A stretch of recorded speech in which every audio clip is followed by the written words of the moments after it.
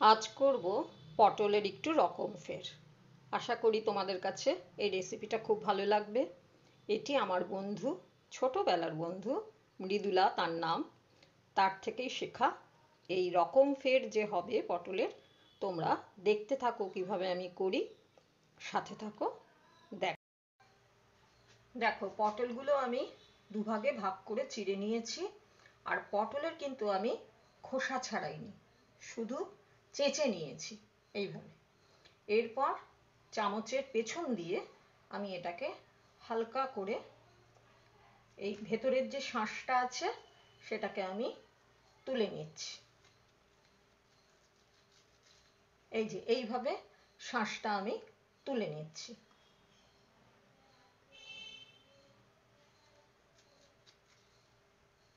দেখো এইভাবে শাঁসটা প্রত্যেকটারই তুলে নেব। ভেতরটা কিন্তু এরকম একটু গর্ত মতন হয়ে গেল।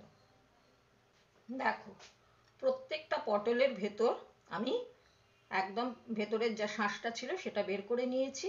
এই ভেতরগুলো এরকম গর্ত গর্ত হয়ে গেল এইরকম। দেখো এইগুলোকে এবার আমি জলে হালকা সেদ্ধ করে নিচ্ছি, খুব অল্প কিন্তু করব, জাস্ট ব্লাঞ্চ করা। আর দিয়ে দিচ্ছি একটু নুন, ব্যাস। দেখো সেদ্ধ হয়ে গেছে, এইটুকুই সেদ্ধ দরকার, বেশি না। কাজেই এবার আমি এটাকে অফ করে দিচ্ছি, দিয়ে পুরো জল ঝরিয়ে একদম শুকনো করে নেব, পুরোটাই, একটুও যেন জল না থাকে। দেখো এখানে নিয়ে নিয়েছি সরু সরু করে কুচনো পেঁয়াজ।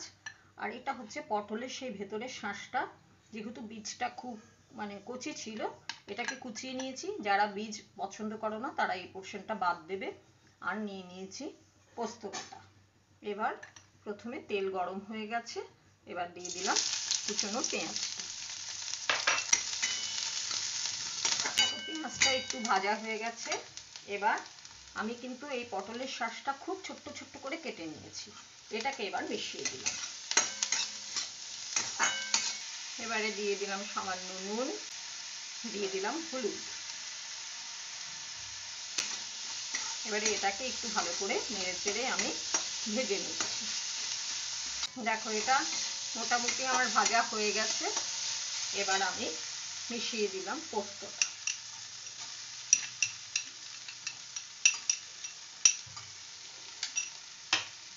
এবারে পোস্তটা দিয়ে এটাকে কিন্তু আমি একটু নাড়াচাড়া করে ভেজে নেব। পোস্ত দেওয়ার পর আমার ভাজা কমপ্লিট। এবার আমি এটা অফ করে দিচ্ছি।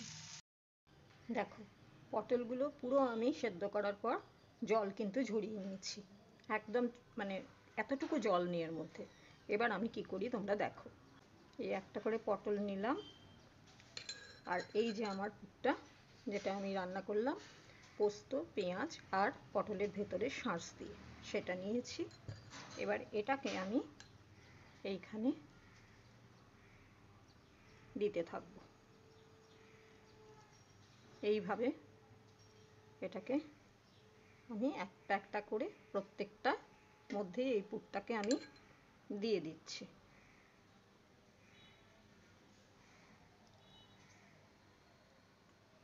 দেখো প্রতিটার মধ্যে আমি এটাকে দিয়ে রেডি করে নিচ্ছি।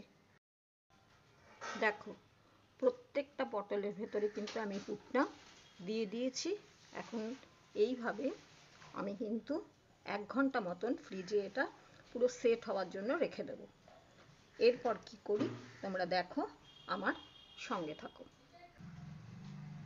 দেখো 1 ঘন্টা ফ্রিজে রাখার পর আমি এটাকে নিয়ে এসেছি। আর নিয়ে নিয়েছি এখানে বেসন।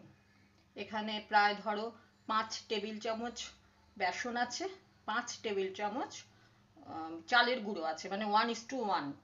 এবারে তাতে দিয়ে দিয়েছি একটু নুন আর হলুদ। আর এখন দিয়ে দিলাম একটুখানি 1 পিঞ্চ মতন, 1 চিমটে মতন বেকিং পাউডার। এবারে এটাকে আমি ভালো করে গুলে নিচ্ছি। কড়াইয়ে তেল গরম হয়ে গেছে।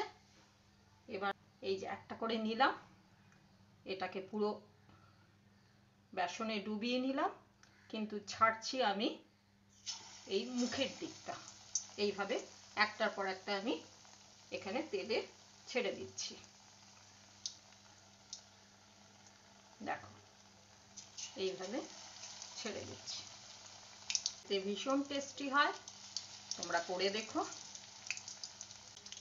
দেখো কিছুক্ষণ পর এবার আমি এগুলোকে উল্টে দিলাম। একটু ব্রাউন ব্রাউন হয়ে এসছে, মানে সোনালি রং ধরেছে। আরো একটু কিন্তু ফ্রাই হবে এগুলো, আর একটু হতে থাক। দেখো পুরো সোনালি করে আমার ভাজা হয়ে গেছে। এবার আমি এগুলোকে তুলে নিচ্ছি।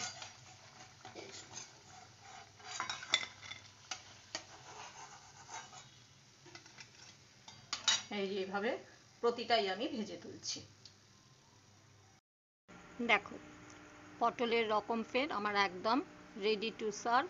তোমরা এটা গরম ভাতে প্রথম পাতে খেতে পারো, আবার কিন্তু চা বা কফির সাথে স্ন্যাক্স হিসেবেও এটা খেতে পারো। তোমরা করে দেখো, আমাকে কমেন্ট, লাইক আর একটা সাবস্ক্রাইব করে আমার পাশে থেকো। সকলে খুব ভালো থেকো। তোমাদের সকলকে অনেক অনেক ধন্যবাদ।